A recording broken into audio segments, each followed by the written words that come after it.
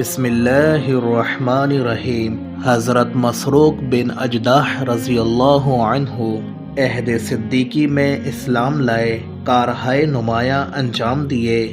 حضرت عائشہ صدیقہ رضی اللہ عنہا اور ابن مسعود سے اکتساب فیض کیا، عرض حرم میں پاؤں پھیلا کر نہ سوتے تھے۔ 23 ہجری میں وفات پائی۔ عبداللہ بن عباس رضی اللہ عنہما حضرت میمونہ رضی اللہ عنہا کے بھانجے ہیں۔ 2 مواقع پر سید عالم صلی اللہ علیہ وسلم نے فرمایا، اے اللہ، اس کو دین کی سمجھ اور قرآن فہمی کی دولت عطا فرما۔ قرآن مجید کے اچھے ترجمان علمی مجلس منعقد فرماتے، غیر عرب طلباء کے لیے ترجمان مقرر کیے ہوئے تھے اور طلباء کو تفسیری نوٹ لکھواتے تھے۔ ابن ابی ملیکہ نے مجاہد رضی اللہ عنہ کے پاس 2 تختیاں دیکھیں جن پر ابن عباس رضی اللہ عنہ نے ان کو قرآنی آیات کی تفاسیر لکھائی۔ اصول التفسیر از ابن تیمیہ۔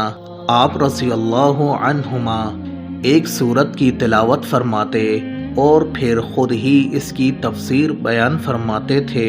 ابو وائل فرماتے ہیں، سورہ بقرہ یا سورہ نور کی تلاوت فرمائی اور پھر اس کی ایسی جامع تفسیر فرمائی کہ اگر اس کو ترک، روم اور دلمی سن لیتے مسلمان ہو جاتے۔ حضرت مجاہد نے ابن عباس رضی اللہ عنہ سے 30 مرتبہ قرآن پڑھا۔ آپ کے شاگرد سعید بن جبیر رضی اللہ عنہ، اکرمہ، طاؤس، عطا ہیں۔ آپ رضی اللہ عنہ مکہ مکرمہ سے طائف منتقل ہو گئے تھے اور وہیں 28 ہجری کو وصال فرمایا۔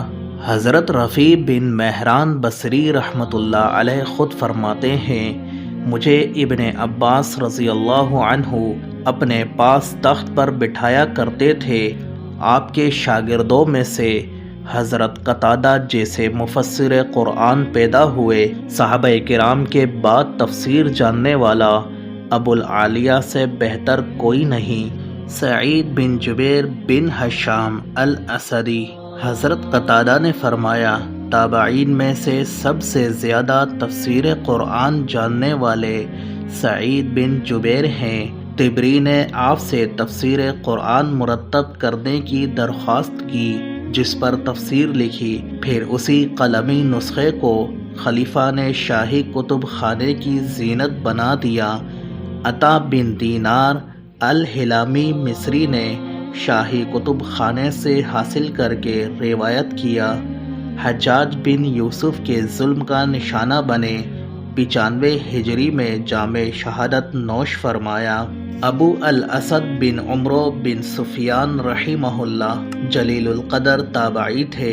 حضرت علی رضی اللہ عنہ کے شاگرد علم نحو کا ابتدائی جملہ، الکلمہ، اسم و فعل، حرف سکھایا۔ تفسیر بھی ابو الاسود نے حضرت علی رضی اللہ عنہ سے روایت کی۔ وفات 99 ہجری یا 101 ہجری بھی ہے۔ ضحاک بن مزاحم حلالی رحمہ اللہ خراسان کے بہت بڑے عالم اور مفسر قرآن تھے۔ آپ کا مدرسہ اس قدر وسیع تھا کہ آپ حمار پر سوار ہو کر طلباء کی نگرانی فرمایا کرتے تھے۔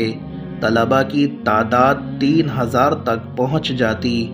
102 ہجری میں وفات پائی۔ حضرت اکرمہ افریقی رحمہ اللہ ولادت مدینہ منورہ میں ہوئی۔ حضرت ابن عباس رضی اللہ عنہ کے غلام آزاد علم کی اشاعت کے لیے خراسان، اصبہان، مصر وغیرہ کا سفر کئی بار کیا۔ چنانچہ ابن خلقان رحمہ اللہ نے لکھا ہے، مجاہد بن جبیر رحمہ اللہ ولادت حضرت عمر رضی اللہ عنہ کے دور خلافت میں ہوئی۔ حضرت عبداللہ بن عباس رضی اللہ عنہ کے ممتاز شاگرد تھے۔ ابن عباس رضی اللہ عنہ سے 3 دفعہ قرآن پڑھا، مگر مکے میں بحالت سجدہ 102 ہجری میں وفات پائی۔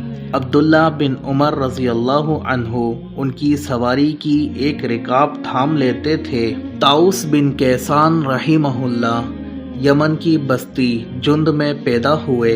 ابن عباس رضی اللہ عنہ کے علاوہ 49 صحابہ کرام کی زیارت کی۔ ابن عباس نے 106 ہجری کو مکہ میں وفات پائی۔ تفسیر قرآن، حدیث و فقہ، تاریخ اسلام نیز قرآن اور تاریخ کے واقعات جاننے کے لیے ہمارے یوٹیوب چینل قرآن میسج کو سبسکرائب کیجیے۔